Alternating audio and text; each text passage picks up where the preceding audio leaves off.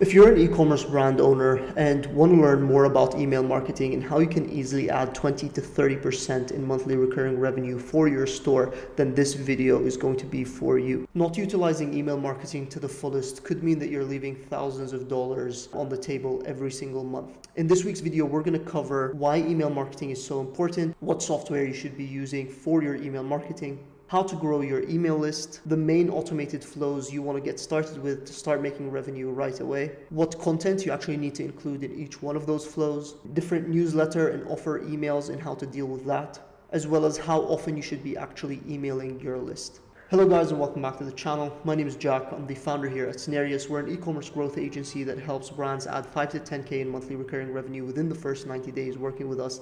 And as I mentioned in this week's video, we're going to be jumping into a bit of a deep dive on email marketing. I have a bit of a presentation ready for you guys, so let's hop in. So an introduction to email marketing for e-commerce. To start off with, why is email marketing so important for e-commerce brands? So email marketing is still the best way to reach your consumers directly. Aside from the software costs, which is what you actually pay the software to host your email list, you're able to reach your audience as many times as you want, pretty much for free. So there's no CPM, which is what you would usually pay, for example, Facebook and Instagram to actually reach more people on their platform.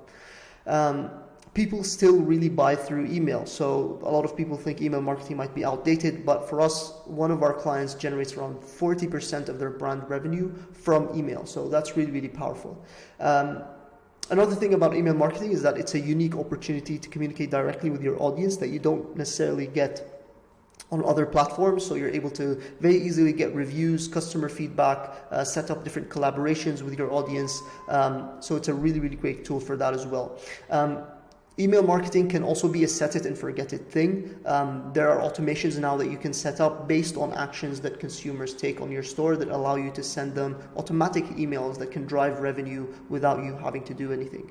As I mentioned, applying some of the things that we're going to be talking about in this video can add easily 20 to 30% more revenue to your store. Okay, so what software should you be using for email marketing, obviously specifically for e-commerce? The main ones that I see e-commerce brand, or actually the main one I see e-commerce brand owners using is MailChimp.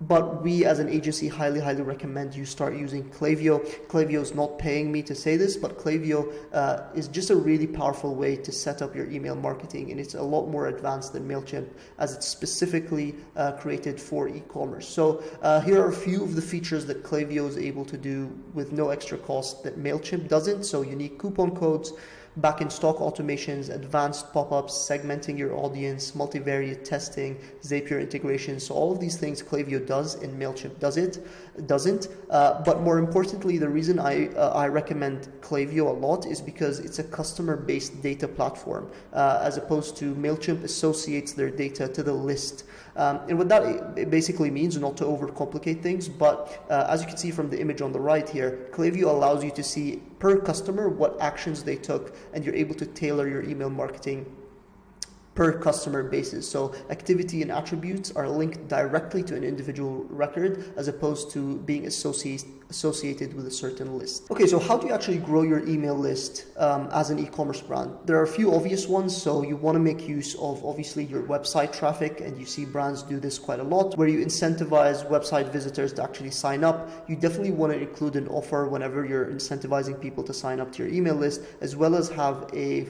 sentence or two about what they can expect by signing up to your email list. I see this mistake time and time again where it just says sign up to our newsletter, and me as a consumer, I have no idea what I'm getting to sign up to this newsletter and what I can expect.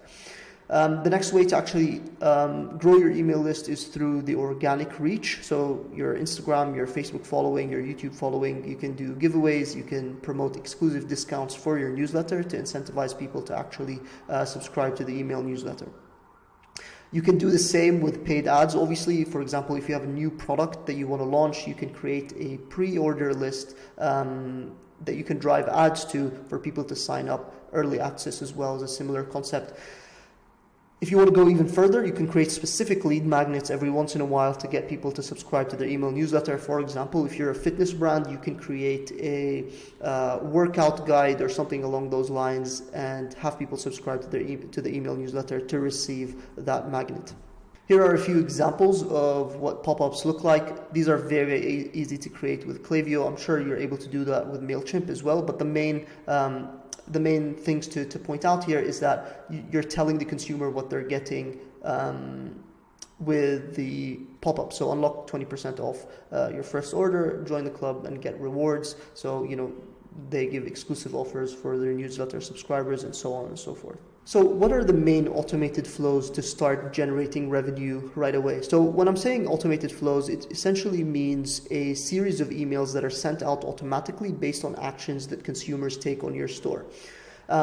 The main ones that we're going to be talking about today, and some of you might be already familiar with, is the welcome series. So the set of emails that your potential customer receives when they sign up to your email newsletter. The abandoned checkout, which is the set of emails your customer receives when they start the checkout process, but for whatever reason, they don't go ahead and purchase.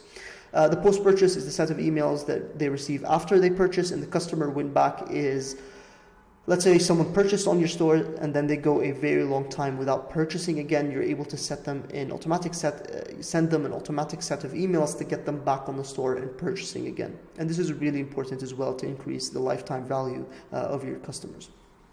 So let's look at them one by one, what content you need in each flow, as well as a few examples of what those emails might look like for you. So the welcome series, of course, these are only guidelines, so don't take them, they're not etched in stone. So welcome series is usually 3 to 6 emails where you're introducing the product line, providing some sort of social proof about the brand to help the consumer trust your brand, as well as helping the consumer navigate the decision-making process. So on the example on the right, I'm not going to go into the flow into too much detail, but you can see here we're sending them 3 emails across 7 days, and then we've generated close to $1,000 in revenue in the last 30 days from just this flow alone. So the welcome series is a really, really great one to get people to actually purchase from your store. So a few examples of welcome series emails. These are just from different brands. So Tom's, everyone knows this brand. They have a very, very big sense of community. So they introduce that in the email, as well as the fact that they have the offer here. One thing I would do with this email is actually make the offer a little bit larger. It looks like it's being put in fine print here. It's not very clear, but obviously if you're incentivizing people with an offer to subscribe to your email newsletter, then in that first email you want to actually give them the offer. Beardbrand is another brand that we talk about on this channel. They have a really, really big YouTube presence and community, so they introduce that in their first email. What I like about Beardbrand as well is they communicate what the consumer is going to expect from the email. One thing about email is you never want to inundate your newsletter subscribers, because that will cause them to unsubscribe and just give them a bad taste in their mouth. So what they say here is, over the next 10 days, I'll send you the most valuable content to get you caught up in your beard education, giving the consumer an expectation about how many emails they'll be receiving is also a good idea. Finally, in this last example, they're helping the consumer navigate what sort of product might be well for them. So if they want plant proteins, if they want hydration supplements, they kind of guide them to the right products. And this is especially important if you have a big product line. The next flow that we want to talk about is going to be the post-purchase. Again, the set of emails they receive once they've purchased from your store, usually 2 to 5 emails. The main pointers that you want to cover with this flow is thanking the customer, of course, from buying from your store, cross-selling, so selling them similar products or other products that complement the product that they just bought, and this is really important to drive up lifetime value. The post-purchase is also your best opportunity to get video reviews, feedback from your customers. This is where you want to do this. In this example right here, I'm not going to go into it again in too much detail, but when someone has placed an order, what we're trying to do with this flow is we want to get feedback from first-time customers. We want to get kind of the first impression of the product. So we have a conditional split based on the number of orders they've placed on our store. So if they've only placed one order, what we're able to do is ask for feedback on what they thought of the products, and then towards the bottom here, we give them another product recommendations so that we can have them come back and buy some more products. A very quick example, this is by a brand called Calming Blankets. What you'll see here is it's kind of a personal thank you as well as a call to action for a product review, so trying to get some reviews as well. And what you can do with these emails is not just drive reviews to your store, but you can also drive reviews to third-party review apps that some people check. For example, Trustpilot, Google reviews, Facebook reviews. That could be also important. Okay, so the next one is going to be abandoned checkout. So this is a flow that you send people who have started the checkout process on your store but haven't continued and bought from you. What you want to do is you want to keep it straight to the point, don't overcomplicate it. You want to send 1 to 2 emails, getting the customer across the line.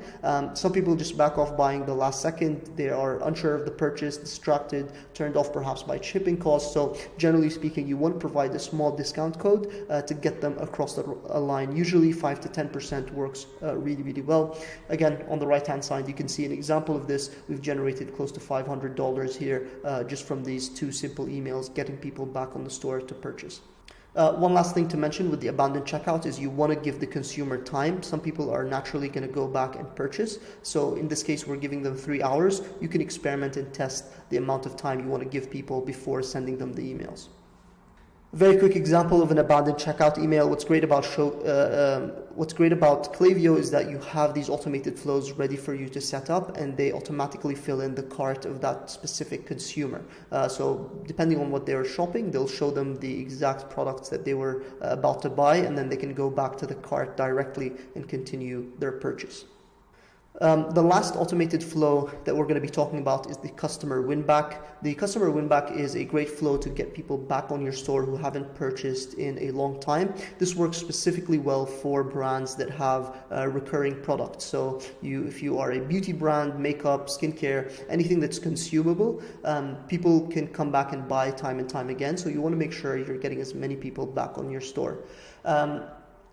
Usually this is if a customer hasn't made a purchase in 90 to 120 days, but it could differ greatly based on the use cycle of your product. So if people run out of your shampoo, for example, every 30 days, you can send an email every 60 days letting people know that you've missed them, or giving them a discount code to get them back on purchase. This obviously, again, depends on the nature of your product and typically how often consumers purchase. So for example, a mattress brand, people only buy mattresses every 10 years or so. And so obviously you can't get people back and buying again and again. Perhaps what you can do is instead create complementary products that you can incentivize them with.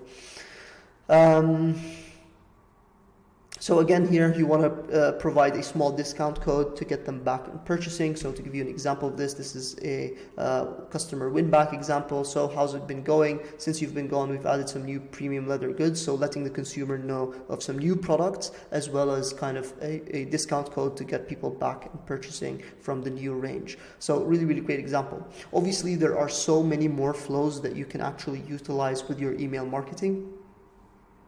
But these are the main 4 that you definitely want to get started with, especially if you have none up. Those are the ones that you want to get started with to start making money right away. So let's talk a little bit about newsletter and offer email. So aside from the automated flows, you want to be reaching out and creating content for your email newsletter. One thing that I see brands make a mistake of is they don't actually provide value beyond selling. So they're using the emails, they're very happy with the revenue that they're generating, but they forget that people actually subscribe to your email newsletter, not just to be inundated with emails and getting sold to, but you also want to provide them with something that's actually valuable to them that they can spend time and consume. So what will happen if you just keep sending sales emails is you're going to drive up unsubscribe rates and potentially turn off your community, which is something you definitely don't want to do. Examples for newsletter ideas, this is going to differ significantly from brand to brand, but for example, once a week you can send, for example, if you're a beauty brand, 3 beauty tips. If you are a fitness brand, different workout ideas, content that your newsletter community will find valuable. In terms of offers, you want to create offers based on the general marketing calendar, but you can also create your own occasions for offers where the inbox is going to be less busy and people can think more about you. So think of your brand, think of what offers you can create at what time, and you can launch those, and those can be really great, aside obviously from the general marketing calendar and the big dates that you have. So how often should you be emailing your list? In terms of a newsletter, I would stick to like a weekly newsletter where I would focus on delivering value, and then I would do 1 to 2 offers per month based on your marketing calendar. That allows you to do is not overwhelm the consumer with emails, as well as keep the value up by providing them value week over week so that they don't unsubscribe.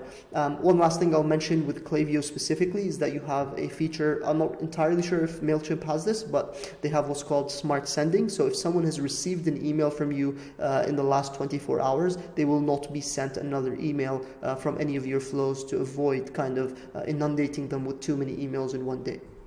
So thank you for watching. I hope you enjoyed that. That was quite a lot of value packed into a short video, but I hope you enjoyed it. Be sure to subscribe for more content. And if you are an e-commerce brand that's currently making 5 figures in monthly recurring revenue and you want to learn how you can add 5 to 10K in monthly recurring revenue within the first 90 days, you can actually apply to work with us in the description. Thanks again, guys, and we'll see you guys in the next one.